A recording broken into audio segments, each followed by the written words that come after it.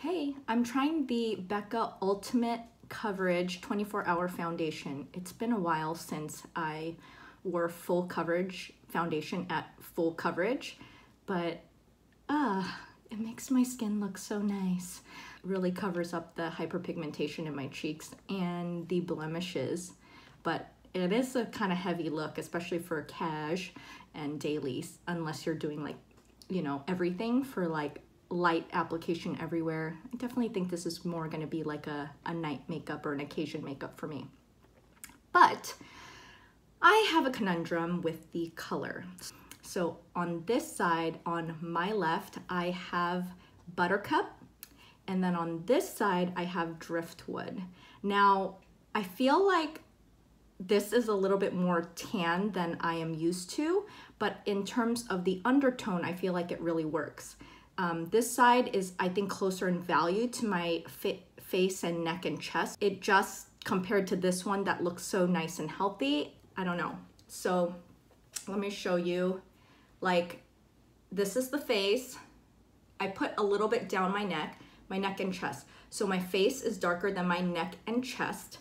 And the back of my neck is actually really dark because I do gardening and that tends to be where I'm most exposed. And then my shoulders are a little tan. So like, I have to compensate for all of these things. What would be the solution? Most artists would say, just put foundation all over your neck and chest so it matches everything else. But I think that's a lot of makeup. I don't want it to get on my clothes. So I just kind of have to meet the difference somewhere. Dude, I like didn't even put any powder in. It looks so good. Like even taking a step back here, like this looks like makeup to me. And then this just like blends in with all my coloring. So I don't know. I think I'm like leaning toward Driftwood. What do you guys think? Guys, I've been in denial that I'm more tan than I really am. So I went back to get the foundation in Buff. Buttercup was actually a little bit more of a peachier tone, and Driftwood was way too tan for me. So I've come to my senses and I'm actually going a little bit lighter. I think one of the reasons why when I put on foundation that actually matches my skin, I feel like it's too light is because since my face is darker and I don't often wear makeup all the time, especially at full coverage, I'm used to seeing my face this color. But in reality, I actually need to be highlighting and then also matching this color. So I wore this V-neck so that I can keep myself honest. Now I actually went out and bought this foundation with my own moolah, if that tells you anything. So let's give this one a try. I'm going to put just one pump on my palette. So that is one full pump right here. And I'm gonna use that for my entire face. I'm gonna be using a brush rather than a beauty blender so I can see how much product actually can cover my face. And I do have a little bit of breakout, so we're gonna use it as concealer as well. So first I'm gonna dot it. Look how light that is. I'm gonna dot it all over my face. And then I'm going to take this Hakuhodo brush. So what you do is rather than just painting it on, you're gonna take it and leave it on the surface of the skin and just drag the product along. So you're using just like the tip of the brush, and you're not really like doing that type of thing. Although you could probably use it for that, but to get that kind of like airbrush finish, you really want to use a light hand. Wow. So my skin, I did prep it, but it's not super freshly moisturized. So I can already see that I see some products, you know, settling into fine lines, and then does have this really nice luminosity. I think that was way too much for my forehead actually.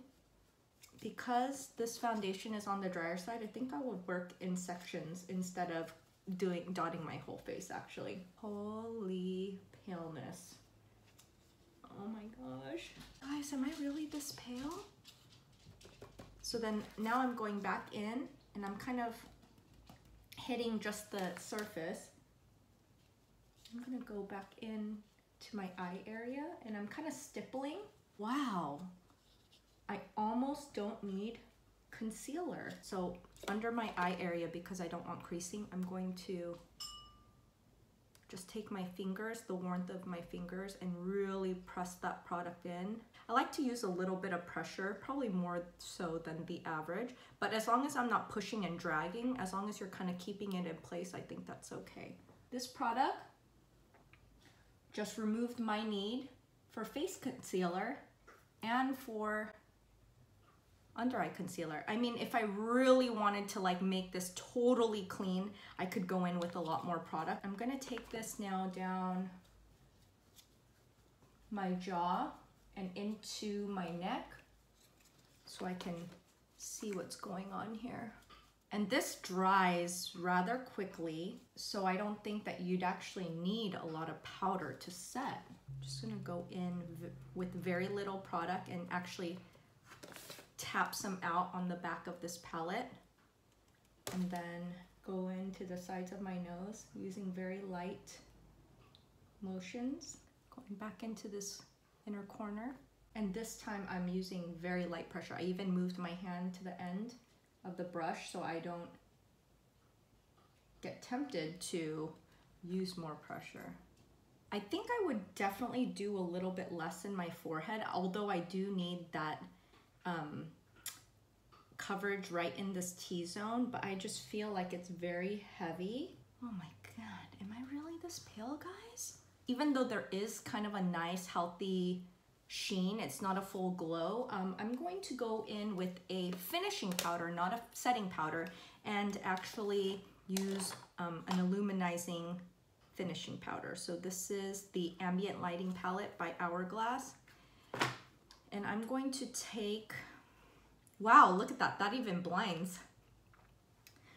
And it looks so different in camera than in person.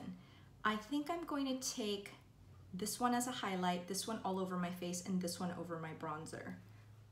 And you can always mix all of them as well. So I'm gonna take this fluffy brush, not fluffy, I'm gonna take this MAC blush brush, the numbers are worn off, and I'm gonna first go into the highlighting shade and do my T-zone across the top of my nose, especially on this higher part of the bridge, right here.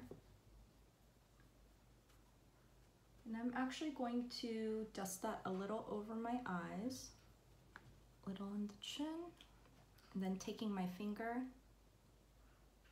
just highlighting top of my lips, and then going to take the Radiant Light shade, which is this medium shade right here, and now kind of do a light dusting all over the face. And same concept, I'm just kind of grazing over the skin rather than pressing. You see that? And like pulling the brush. I'm just gonna like use it to kind of buff that onto my skin.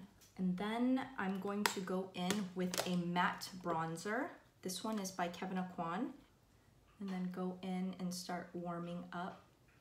Very light strokes and kind of using circular motions, no harsh lines. And because there already is that highlight, that shimmer over, the bronze is kind of picking that up. And I could kind of put maybe more at my temples. Maybe down the sides of my nose.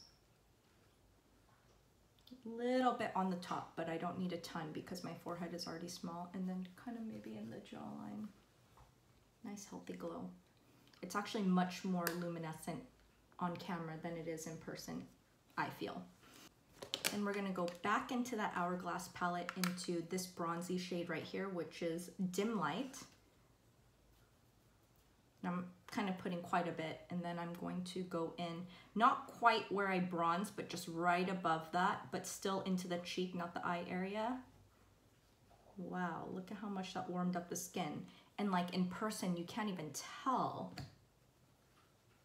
how dark that is, but once you start really layering all the products, you can kind of start seeing nice, healthy glow. So what do I think about this foundation?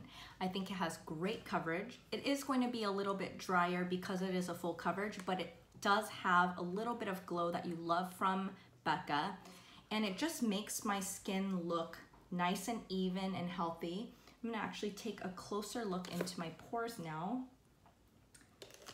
It filled my pores nicely.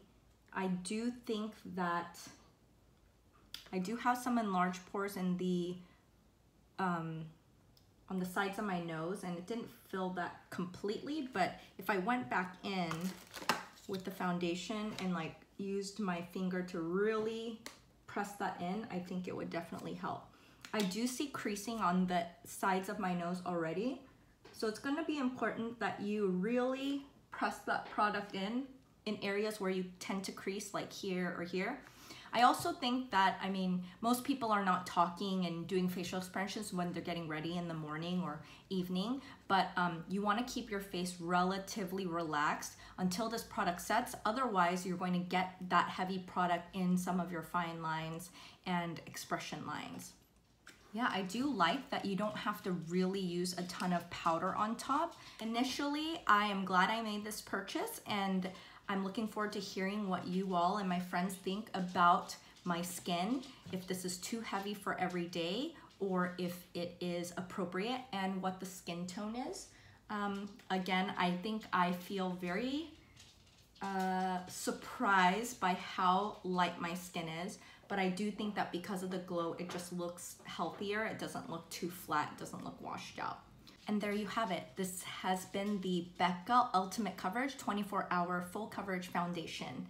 Do you use this foundation? If so, what shade are you? Comment down below. I'd love to hear from you and learn more about you. See you next time. Thanks for watching. Bye.